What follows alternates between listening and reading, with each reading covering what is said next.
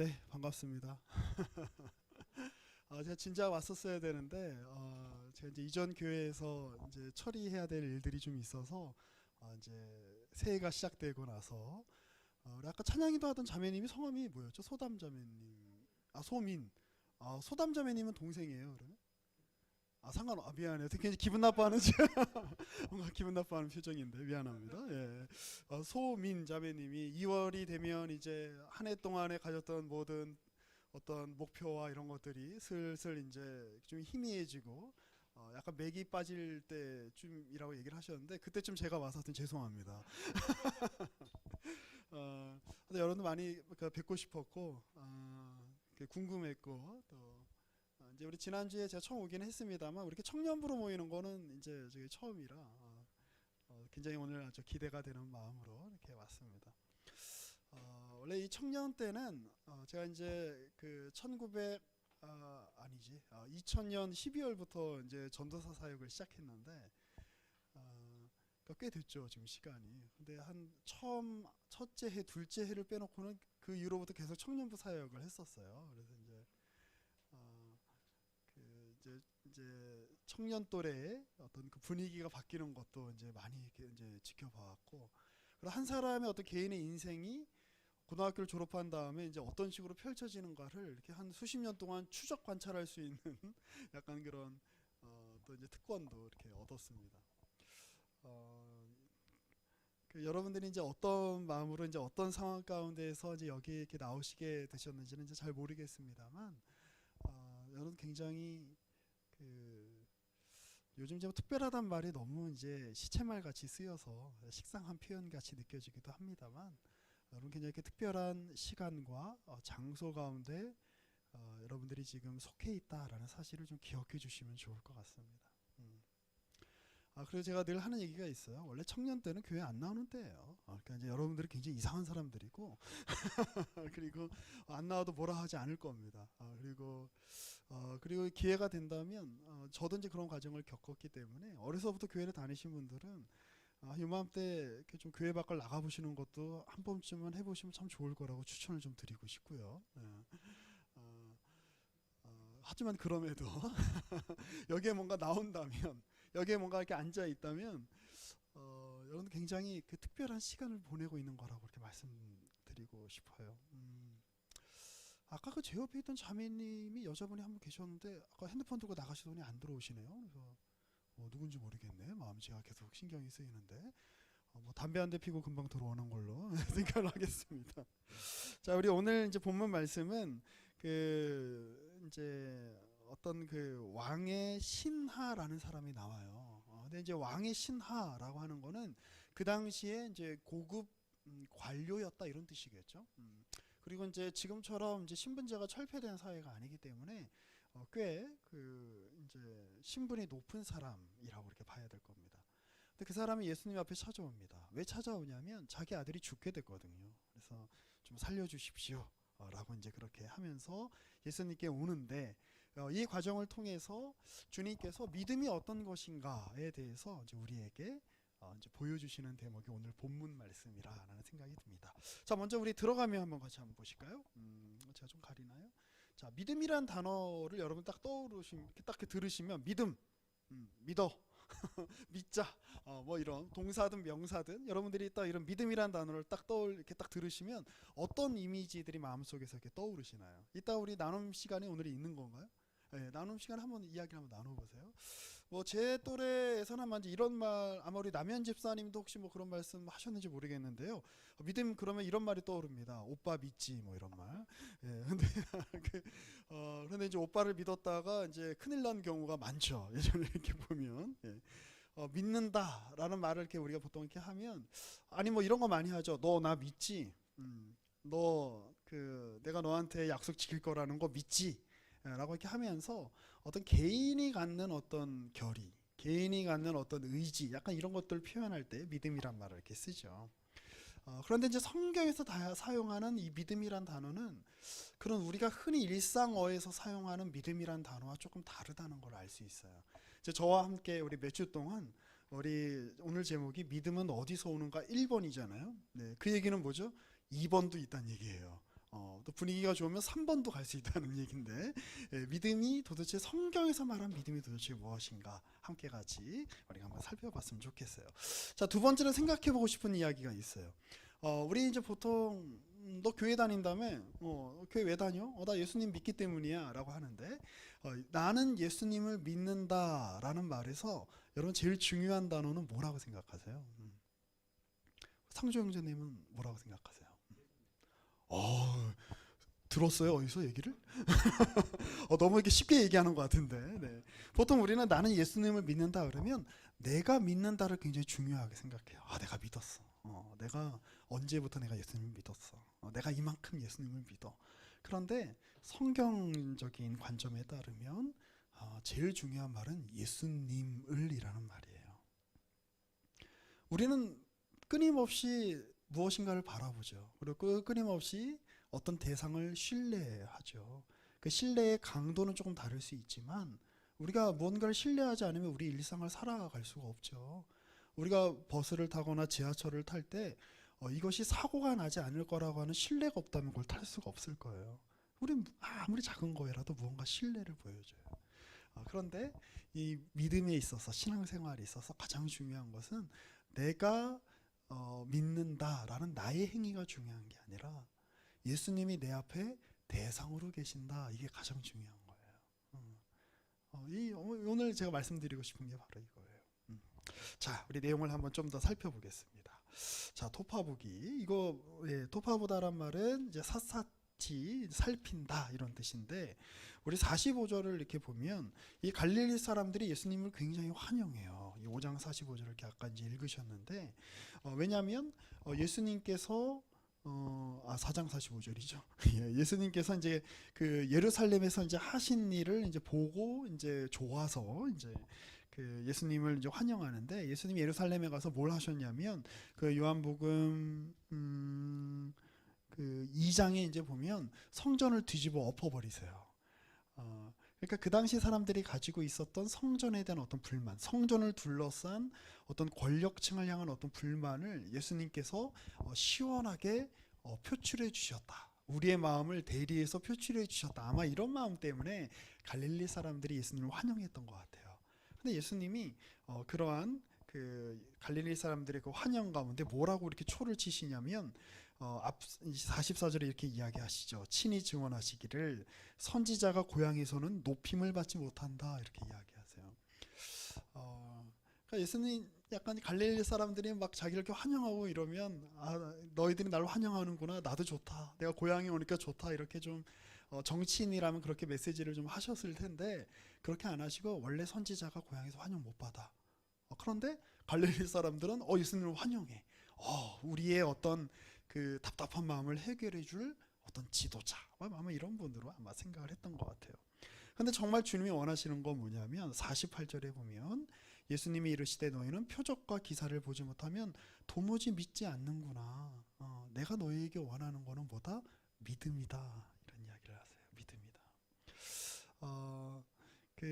여러분 혹시 성경이 있으시다면 제가 이제 그 참고 자료에는 못 넣어드렸는데 우리 요한복음 20장 30절 말씀을 한번 펴보세요.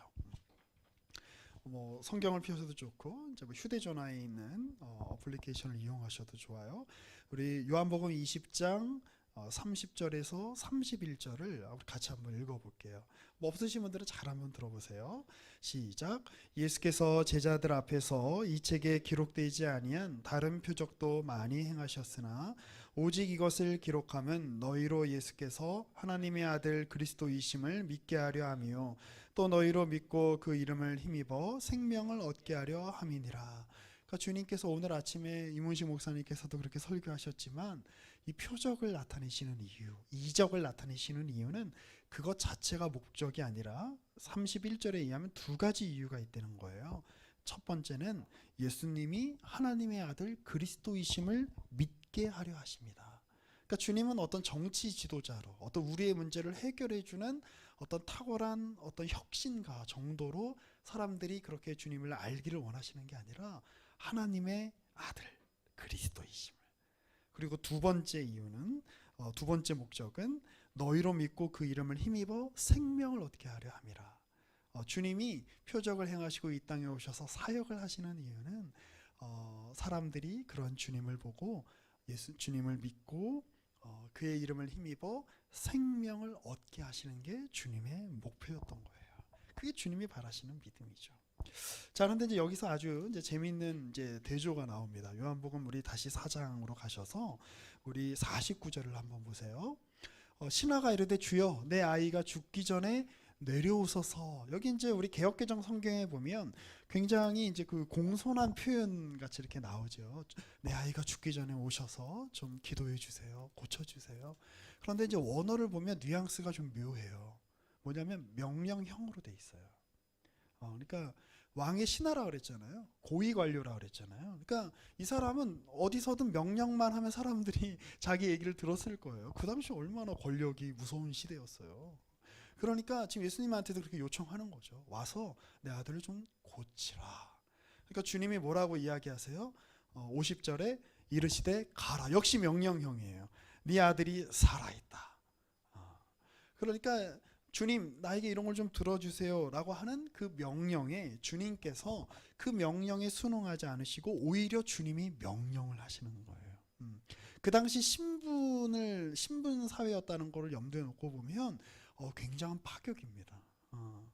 그러니까 왕의 신하가 기분이 나쁘면 예수님을 그냥 구금할 수도 있는 거예요. 잡아 가둘 수도 있는 거예요. 예수님한테 해코지를 해도 뭐라고 할 사람이 없는 거예요. 근데 주님이 명령하시는 거예요. 명령은 인간인 네가 하는 게 아니라 하나님이 하는 거다. 하나님인 내가 하는 거다. 그게 아주 명확하게 드러나죠. 그러니까 이 왕의 신하가 저는 약간 적잖이 충격을 좀 받지 않았을까 싶어요. 자, 그리고 그 말을 듣고 이제 그 말을 믿고 이제 내려갑니다. 이분 좀 범상치 않은 분이다. 이분의 말씀을 내가 좀 믿어야 되겠다. 아마 이런 마음이 그 안에서 이렇게 일으켜 올라왔던 것 같아요. 자, 그러면 여기서 제 질문 하나 드릴게요. 그 왕의 신하가 예수님을 믿게 된 것은 왕의 신하의 성품이 좋아서 예수님을 믿었을까요? 아니면 예수님이 그 앞에서 말씀하셨기 때문에 왕의 신하가 예수님을 믿게 되었을까요? 너무 수준이 낮은 질문이죠. 누가 봐도 후자 같죠. 마찬가지예요. 여러분, 우리가 누군가와 사랑에 빠지거나 우정에 빠질 때 한번 생각해 보세요. 실제로 제 주변에는 그런 친구가 하나 있는데, 여기 수원 사는 친구인데 걔도 굉장히 결혼을 하고 싶었는데 계속 이제 결혼이 잘 안 되는 거예요. 그래서 어느 날인가는 목사님 저 올해는 결혼할 거예요 그러더니 제가 올해 8월 15일에 무조건 소개팅을 해서 무조건 그 만나는 남자랑 결혼할 거예요. 그러더니 진짜 그 남자랑 결혼했어요. 그게 좀 이상한 친구인데 아무튼 근데 어떤 대상이 없는데 우리가 결심하고 우리가 사랑한다는 거 굉장히 이상한 일이죠. 사랑이라는 거는, 우정이라는 거는 내가 사랑을 해야지, 내가 좋은 사람 만나서 내가 정말 친구가 돼야지 라고 해서 시작되는 것이 아니에요. 무엇이 먼저 출현해야 되죠? 대상이 먼저 내 앞에 출현해야 돼요. 그렇지 않습니까?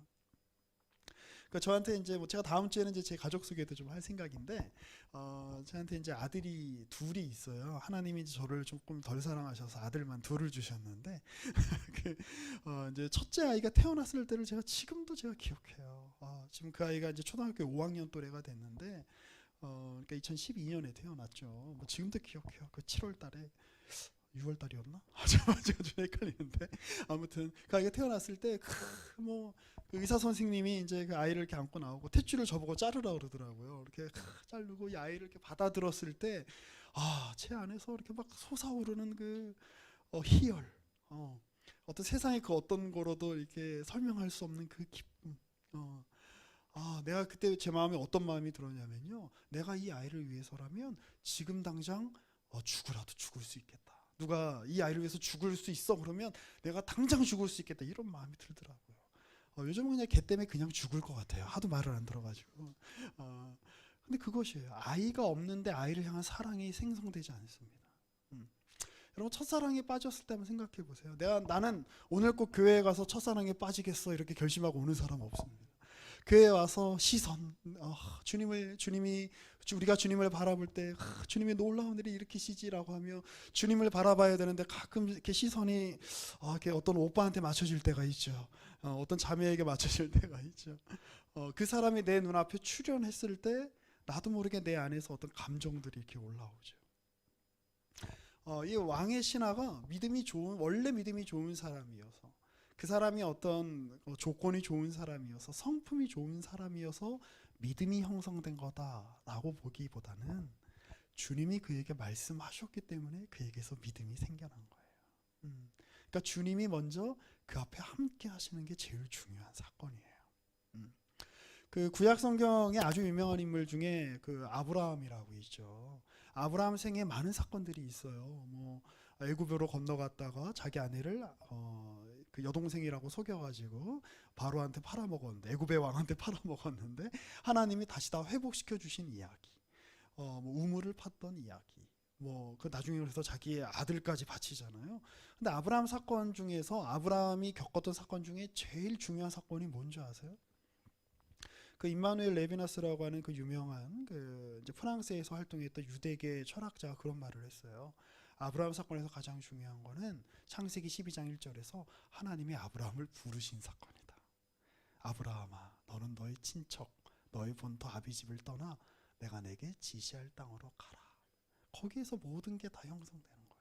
여러분의 인생에서 가장 중요한 사건은 뭘까요? 지금까지 일어난 일들 중에 내가 경험한 차원에서는, 내 기억 속에 있는 차원에서는 어떤 소소한 혹은 어떤 중요한 많은 일들이 있었을 거예요. 초등학교 때 들어갔던 일들, 뭐 중학교 때 어떤 겪었던 어떤 일들, 고등학교에서 내가 어떤 겪었던 일들, 내가 대학을 간 일들, 내가 뭐 누군가를 이렇게 좋아하게 된 일들, 내 경험의 내가 익숙하게 경험했던 그 범주 안에 들어오는 일들이 막 이렇게 떠오를 거예요. 그런데 여러분의 인생에서 가장 중요한 사건은 뭐냐면 여러분들이 태어났다는 사실이에요. 그렇죠? 내가 원하든 내가 원하지 않든, 우리 중 누구도, 제가 지난주에도 그런 말씀 드렸습니다만, 내가 원해서 이 시대에 대한민국 사람으로 이 성별을 가지고 태어난 사람이 없어요. 태어나고 보니까 이 지경인 거죠. 그런데 이것이 우리 인생에서 가장 중요한 사건이죠. 나머지는 일종의 부속품 같은 거예요. 나머지는 일종의 어떤 부연 설명 같은 거예요. 우리 한 생명이 이렇게 태어났다는 거, 여기 존재한다는 거.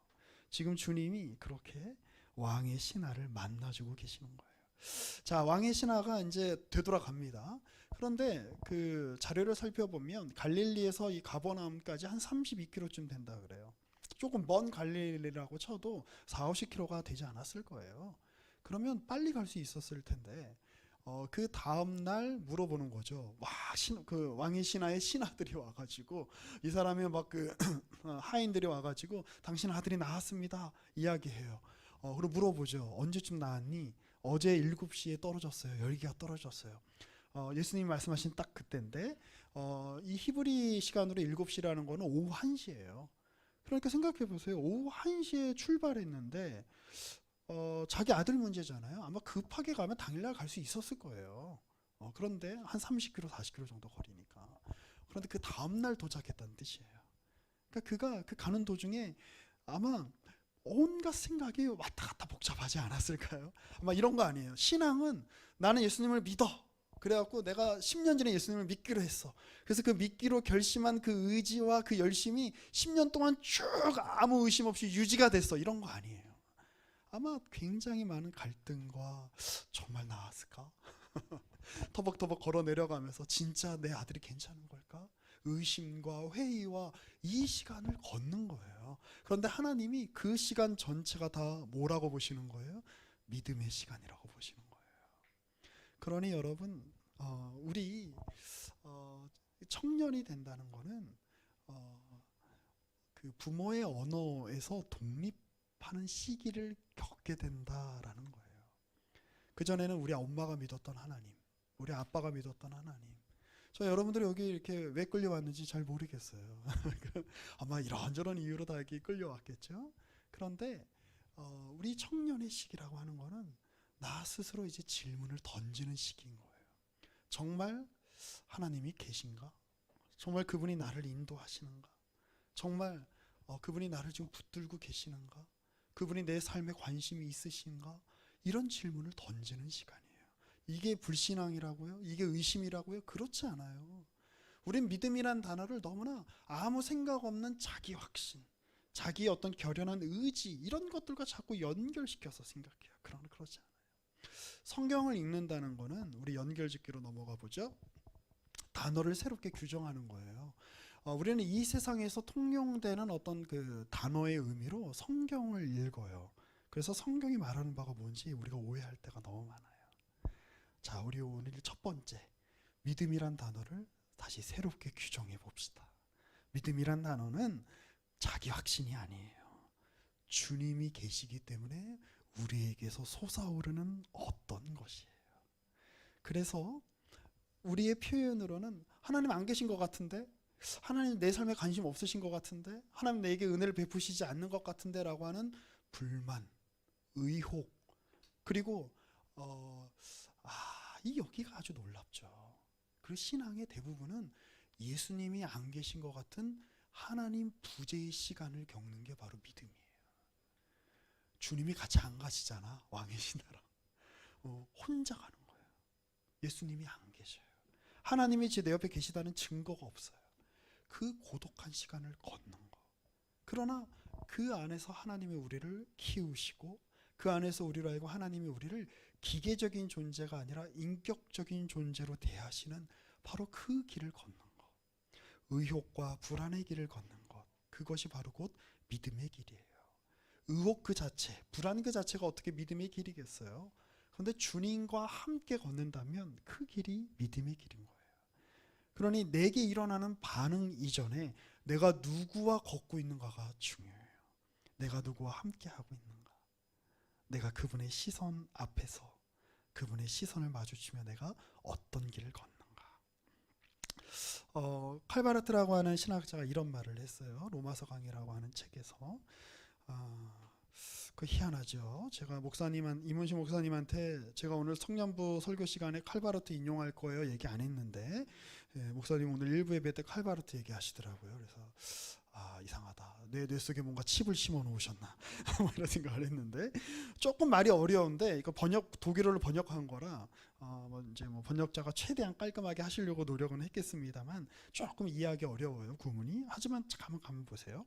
믿음은 비록 인간의 발걸음이라고는 하지만 오직 하나님으로부터, 하나님 자신으로부터, 한 분 하나님으로부터 가능하고, 우리가 믿는 것 같아요. 우리가 걷는 것 같아요. 왕의 신하가 자기가 걸어서 되돌아가는 것 같아요. 그러나 그가 왜 되돌아가고 있죠? 주님의 말씀으로 인해, 주님 때문에. 한 분 하나님으로부터 가능하고 이해가 되는 바로 그 발걸음일 때, 오직 그럴 때만 믿습니다. 그러니 저와 여러분, 우리 올 한 해 동안도 이 주님과 함께, 때로는 의혹이, 때로는 좌절이, 때로는 한숨이, 때로는 막막함이 우리의 삶을 감쌀 겁니다. 당연한 거예요. 그게 인간의 삶이니까요. 그러나 그 모든 걸 아울러서 이 모든 우리의 막막함을 끌어안아 하나님의 놀라운 작품으로, 하나님의 놀라운 세계로 우리를 인도하시는 그 하나님의 일하심을 바라보며 믿음의 여정을 걸어가시는 저와 우리 모든 광교산을교회 청년부원들 되시기를 이 말씀을 들어 권면하고 축복합니다. 함께 기도하실까요? 주님, 오늘 우리가 주님을 주님이라고 부를 수 있어서, 나의 하나님이라고 부를 수 있어서 얼마나 감사하고 놀라운 일인지 모르겠습니다. 우리가 느껴지는 감정에 상관없이, 우리의 상황에 상관없이, 우리 인간의 처지에 상관없이 매일매일 저 태양이 떠오르듯이 우리의 감정과 우리의 상황과 우리의 조건에 상관없이 우리에게 은혜를 베푸시는 하나님이 오늘 우리의 하나님이신 줄로 믿습니다. 그러니 그 주님과 함께, 그 주님과 더불어 우리의 인생의 길을, 믿음의 길을, 신앙의 여정을 걸어가는 우리 모든 청년들이 될 수 있도록 주님 우리 가운데 함께하여 주시고, 무엇보다도 그러한 우리와 함께 하시는 그러한 주님을 아는 거룩한 지식을, 지혜를 우리 가운데 허락하여 주시옵소서. 우리의 구주이신 예수 그리스도의 이름으로 기도합니다. 아멘.